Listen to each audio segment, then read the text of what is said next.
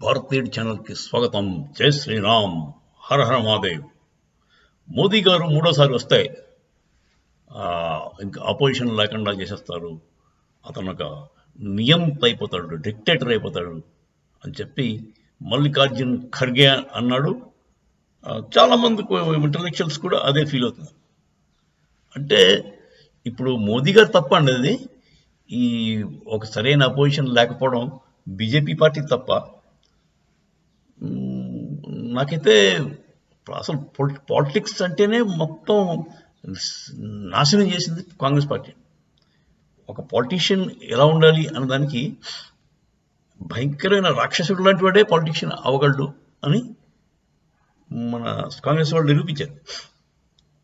వాడు దేశం కోసం చూడడు, మనుషుల కోసం చూడడు, ఎంతసేపు స్వార్థం, అవకాశం దొరికితే ఎక్స్ప్లాయిటేషన్ చేస్తాడు. పేదవాళ్ళు, డబ్బున్నవాడు, ఈ మా కాస్టు, పరాయి కాస్టు, ఈ మతం ఆ మతం చూడకుండా అందరినీ సమానంగా ఎక్స్ప్లాయిట్ చేసి పీడించి పీల్చుకి పిప్పి చేసేస్తాడు వాడు రక్తాన్ని. అలాంటి వాడు పాలిటీషియన్ అని మనకి ఇన్నాళ్ళు తెలిసిన విషయం అది. మరి ఇలాంటి వాళ్ళే ఇప్పుడు ప్రస్తుతం చాలా మట్టుగా ఉంటుండగా మరి మంచి పార్టీ, అపోజిషన్ పార్టీ ఎక్కడి నుంచి చేస్తుంది? లీడర్స్ అంతా దొంగలయ్యి వాళ్ళకి అంటే వాళ్ళకి ఓట్లు ఒకటే కొట్టాలి, అంతేగాని దేశానికి ఏం చేయను, రాష్ట్రానికి ఏం చేయను, నా నియోజకవర్గానికి ఏం చేయను, కానీ నా ఓట్లు మాత్రం సేఫ్గా వచ్చేలా. అలాంటి ఉద్దేశాలతో వచ్చిన పాలకులు వాళ్ళు మంచి ఏం చేస్తారు? ఒక్క పార్టీ చెప్పండి నాకు, ఆల్టర్నేటివ్ టు బీజేపీ. అంటే బీజేపీ ఇది అన్ ఎక్స్ట్రాడినరీ పార్టీ అని నేను అంటాను. Definitely BJP is different from all other political parties. All over the world BJP లాంటి పార్టీ లేదు. ప్రపంచంలోనే బీజేపీ నుంచి నేర్చుకోవాల్సిన అవసరం ఎంతైనా ఉంది. సింపుల్ రీజన్, ఆర్ఎస్ఎస్ నుంచి ఇచ్చారు. ఆర్ఎస్ఎస్ వాడు ఏం చెప్తాడండి? ఆర్ఎస్ఎస్ ఎంతసేపు సేవలే చేయాలి. ఎక్కడ ఎవరికి ఆపద వచ్చినా సేవ చేయి. అంతేగాని ఆర్ఎస్ఎస్ వాళ్ళు వీళ్ళు కొట్టు వాడిని చంపుకొని ఎక్కడ చెప్పడండి నాకు తెలిసి. కాకపోతే సెల్ఫ్ డిఫెన్స్లో అవతల వాళ్ళు చాలా కొన్ని వర్గాలు వాళ్ళు అటాక్ ఇవ్వచ్చు. అప్పుడు నువ్వు దృఢంగా ఉండాలి, నువ్వు కొంచెం మార్షల్ ఆర్ట్స్ అది నేర్చుకోవడం అవసరం ఉంది, నీ డిఫెన్స్ నువ్వు చేసుకోవాలి అని చెప్పి అది మాకు చెప్తారు. అది కరెక్ట్. ఎందుకంటే మనం చాలా ఏళ్ళ నుంచి బాధపడుతున్నాం నార్త్లో, అట్లీస్ట్ ఈ ముస్లిం ఆన్స్లాట్ నుంచి వచ్చిన బాధలు వాళ్ళకి క్లియర్గా ఉంటారండి. వాళ్ళు Muslims are very clear about what they doing. వాళ్ళ మతంలో పుస్తకాల్లో రాసింది, కాఫీని చంపితే నీకు స్వర్గానికి వెళ్తావు. కాఫీని చంపడం, మేకని చంపడం పాపం ఎట్టి పరిస్థితుల్లో కాదు. అంటే నాన్ ముస్లిమ్స్ని చంపచ్చు, నాన్ ముస్లిం లేడీస్ని రేప్ చేయొచ్చు, ఇవన్నీ అబద్ధాలు చెప్పచ్చు. దీనికి ఇస్లాంని ప్రాపగేట్ చేయడానికి. ఇలాంటి మతం అండి అది యాక్చువల్గా ఇట్ ఈస్ నాట్ ఎ మతం. I think it is a political entity అండి. ఒక కమ్యూనిజం ఎలాంటిదో అలాంటి ideology, political ideology. Communism, Islam are very close cousins. Communism అంతే, వాడు చెప్పేదంతా అబద్ధాలే. అక్కడ ఏదో మహాప్రపంచం, మరో ప్రపంచం, హేమ కిరీటపు దగదగలు అంటాడు శ్రీశ్రీ. ఎక్కడ ఆ మరో ప్రపంచం, మహాప్రపంచం ఎక్కడుందండి? అది చైనాలో ఉందా? రష్యాలో ఉందా? ప్రపంచం అది ఎక్కడో దూరపకుండా ఉండిపోంటే నమ్మసక్యం కాదండి. అంత వెర్రెడు కాదు ఈ రోజుల్లో. యూట్యూబ్లు ఉన్నాయి, సోషల్ మీడియా ఉంది. యూ కెనాట్, అంటే మనుషుల్ని మాయ చేసి మభ్యపెట్టి చేసే రోజులు పోయాయి.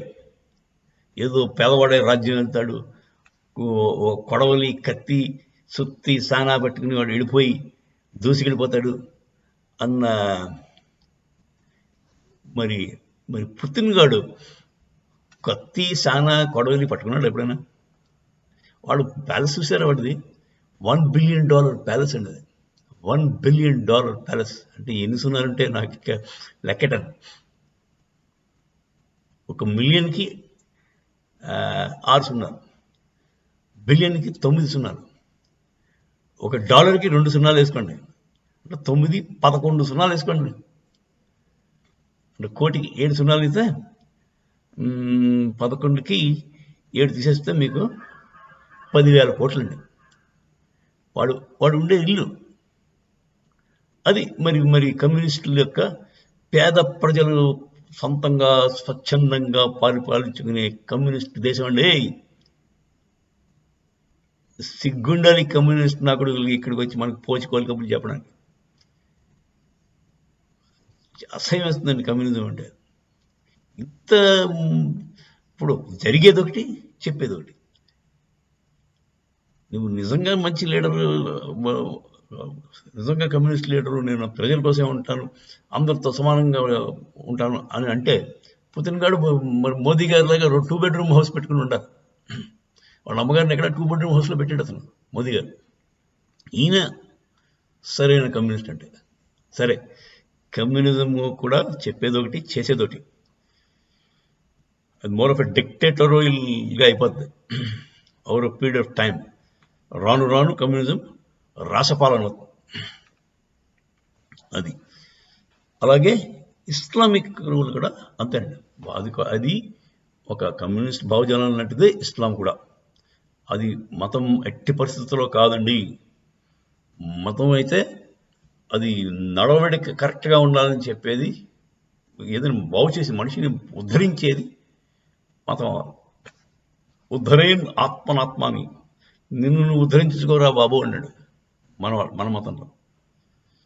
నిన్ను నువ్వు ఉద్ధరించుకో, పక్కవాడిని కాదు. ఈ మతాలన్నీ ఏం చేస్తాయండి, కూర్చోబెట్టి మద్రాసాల్లో అందరినీ ఉద్ధరించేద్దాం, ప్రపంచం మొత్తం మార్చేద్దాం, అందరినీ సాయిబులు చేసేద్దాం, పనికిరాని కింద. ఆడు పని చేయడు, ఇంకోటి పని చేయడు, ఇంకోటి పని చేస్తే వాడిని దోచి తింటాడు. అది ఆ మతం. బేసిక్గా అది ఎడారి మతం అండి. ఎడారిలో వాళ్ళు పంటలు ఉండవు, అవతల వాళ్ళని దోచుకుని తిని బతికేవారు. సో మతం కాదండి, it is not a religion. Islam is not a religion at all. It's a అంటే పవర్ గ్రాబింగ్ మెకానిజం. కమ్యూనిజం లాంటిది. Communism and Islam are absolutely similar. దానికి తేడా లేదు. So they should be complete check over it. సరే, మనం మోదీ గారు వస్తే మూడోసారి మరి ఏమైపోతుంది ప్రపంచం, ఇండియా ఏమైపోతుంది అంటున్నారు కదా. మరి మంచి సరైన పార్టీ లేదు, ఏం చేద్దాం అని బిత్తరపోతారు. సరైన పార్టీకి తయారు చేయవలసిన బాధ్యత కూడా బీజేపీదినా? అపోజిషన్ కూడా వాడే తయారు చేసుకోవాలా? మీరు మీ భావజాలం మార్చుకోండి, మీరు మీలోంచి మంచివాడిని ఒకటి లాక్కోండి. మరి మీ మొదటి నుంచి అపోజిషన్లో మొత్తం ఎవరికి కూడా కాంగ్రెస్ భావజాలే. ఆ కాంగ్రెస్ ఒకటే ఒక పార్టీ ఏడిసింది అంతకుముందు, మనకి ఇంకో పార్టీ లేదు. సో ఆ స్టేజ్ నుంచి కొంచెం వీళ్ళ అరాచకాలు చూసి బాగుపడలేక కాంగ్రెస్ నుంచి వచ్చిన వాళ్ళే విడిపోయి ఇలాగా మన జనసంఘ్ అని, ఆర్ఎస్ఎస్ ఎప్పటి నుంచో ఉంది, ఆర్ఎస్ఎస్ నుంచి వచ్చింది బీజేపీ. ఎంత మంచి ఐడియాలజీ అండి ఆర్ఎస్ఎస్లో. వాళ్ళ ప్రచారకులు అందరూ కూడా వాడు సొంత పని ఏం లేకుండా వాడు పెళ్లి చేసుకుని ఉన్నాడు, బ్యాచులర్స్. విచిత్రంగా ఆల్ ఆఫ్ దెమ్. చూడండి మీరు, సంఘ ప్రచారకులు అంటే వాడు by default is a bachelor. అది ఒక యజ్ఞంలాగా, ఒక సాధనలాగా చేస్తారు. యోగులండి వాడు. అటల్ బిహారీ వాజ్పేయి ఆయన ఎలాంటి మనిషి అండి. అలాగా మన మోదీ గారు కూడా బ్యాచులర్, పెళ్లి చేసుకున్నాడు కానీ అతనికి ఇష్టం లేదు పెళ్లి. మరి ఇదండి సంఘం అంటే. ఆర్ఎస్ఎస్ అంటే ఏదో డిమోనైజ్ చేస్తారు దొంగలు. ఎందుకంటే వాళ్ళకి భయం, వాళ్ళకి తెలుసు RSS is a great threat అని పదం, ఫర్ దేర్ ఎగ్జిస్టెన్షియల్ థ్రెట్ అని మిగతా పార్టీలు. ఎందుకంటే ఆ క్యారెక్టర్ తోటి బిల్డ్ చేయడం చాలా చాలా కష్టం అండి. ఇంకో పార్టీ బీజేపీకి ఆర్ఎస్ఎస్కి సరితూగాలంటే చాలా కష్టం అండి. వాళ్ళు మళ్ళీ ఇంత దేశభక్తి, ఇంత కమిట్మెంట్, అందరికీ మంచి చేద్దాం అన్న ఉద్దేశం ఉన్నవాళ్ళు ఎక్కడండి? ఇది ఫస్ట్ మన హిందూ మతం గ్రేట్నెస్. హిందూ మతం నుంచి పుట్టుకొచ్చిన ఆర్ఎస్ఎస్ గ్రేట్నెస్ హిందూ మతంలోనే ఉందండి. బేసిక్గా మంచి చేయాలి. లోకా సమస్తా సుఖినో భవంతు, సర్వే జనా సుఖినో భవంతు. అందరూ బాగుండాలి. లోకంలో ప్రతి చరాచర జీవి కూడా, అంటే కదిలేది కదలంది కూడా సుఖంగా ఉండాలి. ఈ భావజాలం ఎక్కడొస్తుంది? వాడు మాత్రం కందమూలాలు తింటాడు, చెట్టు కింద ఉంటాడు. మూలాంతరో కేవలమాశ్రయంత పాణిద్వయం భోక్తృమమంత్రయంత శ్రియంచ కాంతామివ కుత్సుయంత కౌపీనవంత ఖలు భాగ్యవంత. మూలాంతరో కేవలం చెట్టుని మూలము ఉంటట. శ్రియంచ కాంతాముగా కుత్సుయంత. ఆడవాళ్ళన్నా ధనం అన్నా చాలా అస్సలు పట్టించుకోడు. కుత్సుయంత చాలా చాలా దానికి మీద పెద్ద ఇంపార్టెన్స్ ఇవ్వడు, అస్సలు ఇవ్వడు. No importance. అలాంటి వాళ్ళు, అలాంటి లీడర్స్ కావాలి. అంతేగాని నెహ్రూగాడిలాగా ఎక్కడ ఆడపిల్లలు కనపడితే వెనకాల పారిపోయేవాడు, ఆ 2-3 రోజులు కనపడేవాడు కాదు మనడు. పాపం ఈ సౌత్ ఇండియాలో బోర్డు సెట్టింగ్లు, ఇక్కడికి వచ్చేవాడు పారిపోయాడు. సో వాడికి ఏముంటుంది దేశం గురించి? ఏం సీరియస్నెస్ ఉంటుంది? అలాంటి లీడర్లు కావాలా మీకు? మీరు బీజేపీకి సరితూగే పార్టీ తయారు చేయాలంటే అది కష్టపడాలి. బీజేపీ ఒక అపోజిషన్ ఉండాలి. అపోజిషన్ లేకపోతే ఎలాగా? డెమోక్రసీ కరెక్ట్ కాదు. ఇంకో ఎవడో ఒక జయశంకర్ గారిని ఈ మధ్య ఒక విలేకరి అడిగాడు, ఏమిటిది డెమోక్రసీ అంటే 2 పార్టీలు కనీసం ఉండాలి, ఒకసారి విడిరావాలి, ఒకసారి వాటర్ వాట. అంటే వెరీ వెదర్లాగా వాడు. ఇప్పుడు జయశంకర్ ఏమన్నాడు? ఇప్పుడు ఒక పనిచేసే పార్టీ ఉంది, ఒక పని చేయని పార్టీ ఉంది. సో ఒకసారి వీటి రావాలి, ఒకసారి రావాలి అంటే ఏమైపోతుంది దేశం? అది బై అంటే ప్రజలకు నచ్చినా నచ్చకపోయినా అటు ఇటు మారుస్తూ కూర్చుంటావా? ఫ్లిప్ ఫ్లాప్ అన్నమాట. ఇట్స్ దానివల్ల ఏమవుతుంది? డెవలప్మెంట్ ఆగిపోతుంది. ఇప్పుడు పనిచేసే గవర్నమెంట్ ఉంది, డెవలప్మెంట్ చేస్తుంది, మన దేశాన్ని ముందుకు తీసుకెళ్తుంది. జీడిపి మనం 5th ర్యాంక్ వచ్చాం, 3rd ర్యాంక్కి ఇంకో 2-3 ఏళ్ళలో వెళ్ళిపోతాం. ఇలాంటి ప్రభుత్వాన్ని మధ్యలో ఆపేసి నువ్వు 2 సార్లు కంటే ఎక్కువ చేయకూడదు, లేదా ఒకసారి కంటే ఎక్కువ చేయకూడదు, ఇంకోటి తీసుకొస్తామని చెప్పి పెడితే, ఇంకో జోకర్ని తీసుకొస్తే ఏమైపోతుంది? యుక్రెయిన్ ఎందుకు సంకనాగిపోయింది? యుక్రెయిన్ ఎందుకు పోయింది అలాగా? ఒక విదూషకుడు వాడు. Is a bloody joker, literally is a joker. వాడు జోకులు చెప్పుకుని బతికే ఒక మనిషిని తీసుకొచ్చి వాడు ప్రైమ్ మినిస్టర్ చేశారు. వాడేం చేస్తాడు దేశం గురించి? వాడికి ఏం తెలుసు చెప్పండి? మొత్తం నాశనం చేశాడు. Ukraine was a great, very well developed country. అన్నీ ఉన్నాయి ఇక్కడ, నీరుంది, పంటలు ఉన్నాయి, మనుషులు మంచి వాళ్ళు, అంతా బాగుందండి. Extremely developed country. మెడికల్ కాలేజీలు అన్నీ అక్కడే ఉన్నాయి. మన వాళ్ళందరూ యుక్రెయిన్ వెళ్ళి చదువుకునేవారు పాపం పిల్లలు, మన మెడికల్ ఇక్కడ సీట్ అనేవాడు.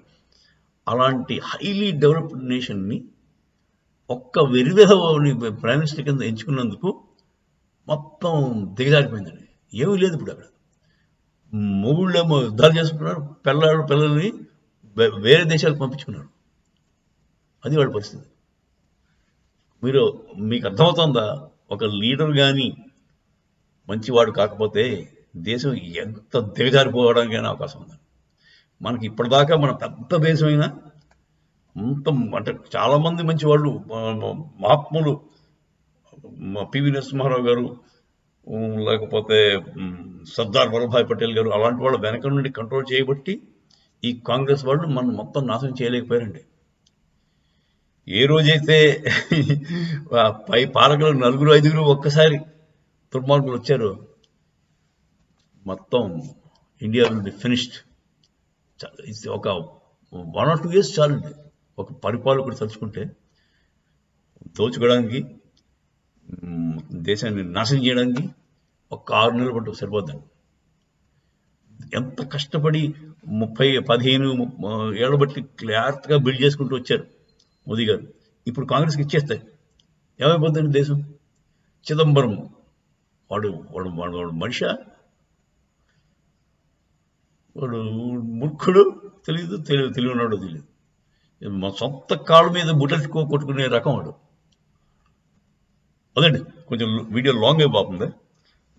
బేసిక్గా మోదీ గారు తప్పు కాదండి ఆపరేషన్లో, సరైన ఆపరేషన్ లేకపోవడం. బీజేపీ తప్పు కాదు, ఆర్ఎస్ఎస్ తప్పు కాదు. సరైన ఆపరేషన్ లేదు అంటే అది అది పుట్టుకు రావాలి. అది వాళ్ళు క్యారెక్టర్ బిల్డ్ చేసుకుని మంచి వాళ్ళు తెచ్చుకోవాలి. అందుకని వాళ్ళకి ఎంతసేపు వాళ్ళ టార్గెట్లు డిఫరెంట్. మిగతా పొలిటికల్ పార్టీస్ అన్నిటికీ కూడా వాళ్ళ లక్ష్యాలు డిఫరెంట్. లక్ష్యం అంతా కూడా వాళ్ళ సొంత ఫ్యామిలీ, సొంత పిల్లలు, వాడికి సరిపడ్డ ఒక 10-15 జనరేషన్ దాకా సరిపడ్డ డబ్బులు కావాలి. వాడే అలా రూల్ చేసుకుంటూ పోవాలి. అంటే వాడి తర్వాత వాడి కొడుకు తర్వాత మనవడు. ఇలాంటి భావజాలం ఉన్న 90% పొలిటికల్ పార్టీస్ అలా ఉన్నాయి. అది కాకుండా విరుద్ధంగా ఉన్నది ఇది. సో దీనికి సరైన సమబుద్ధి అయిన పార్టీ ఎప్పుడు వస్తుంది, ఎలా అవుతుంది అన్నది చెప్పడం కష్టం. దానికి వీళ్ళ తప్పు పట్టడం కాదు, తప్పు కదా. దేశం గొడ్డిపోతే బీజేపీని పట్టుకుని ఏడవడం ఏంటి? సీరియస్లీ, దేశం అంతా కూడా ప్రతి పొలిటికల్ పార్టీ కూడా, ఏ పార్టీ ఉంది చెప్పండి? మమతా బెనర్జీ, దానికి ఒక గొడవ తీసుకొచ్చింది, ఇంకో బెనర్జీ గంట ఉన్నాం, దాని కొడుకే అనుకుంటాను, బట్ దాని ఏదో నెఫ్యూ ఉంటుంది. రాహుల్ గాంధీ, సోనియా గాంధీ, రాజీవ్ గాంధీ, ఇవన్నీ మనం చూసాం. ఇందిరాగాంధీ, ఇవి మనం చూసాం. పెద్ద పార్టీ, నేషనల్ పార్టీ. ఆహా, కాంగ్రెస్ ఘనమైన పార్టీ అండి. ఒకటే కుటుంబం. నెక్స్ట్ వాడు బుర్ర ఉండవు, ఆ కుటుంబానికి బుర్ర దొబ్బింది. ఒకడు ఆఖరి వచ్చిన వాడు పాపం మన దుష్టం వల్ల వాడు డ్రగ్స్కి అలవాటు పడి మనం దేశాన్ని రక్షించబడ్డాం మనం. అలాంటి రాహుల్ గాంధీ గారిని చూసి ఎవడో ఓటేడు, అందువల్ల రక్షించబడ్డాం. సో ఇదండి. సో నెక్స్ట్ ఏంటంటే వీళ్ళిద్దరు ఇలా ఉన్నారు. మిగతా పార్టీలు చెప్పండి నాకు. ఈ కొత్తగా వచ్చాడు అరవింద్ కేజ్రీవాల్, మహాగణుడు, చీపురు కట్టొచ్చుకుని మొత్తం తుడిచేస్తాం, మంచితనాన్ని తుడిచేస్తా, అన్ని తుడిచేస్తా, నిజాయితీని తుడిచేస్తా. వాడు నోరు ఇప్పితే అబద్ధం, చేసేవన్నీ చిల్లర పనులు. వాడు ఏం చేస్తున్నాడు? వాడు జైలుకి వెళ్ళకుండా, అంటే ఈడీ సమన్ అవాయిడ్ చేయడానికి ఒక నో కాన్ఫిడెన్స్ పెడతాడు. ఎంత చిల్లర పని! 60 మంది శాసనసభలో 50 మంది వీడివాళ్ళు, 70 మందికి 60 మంది వీడివాళ్లే. Aam Aadmi party sweeping majority. వాడికి నో కాన్ఫిడెన్స్ ఏంటి? వాడు పెట్టింటాడు.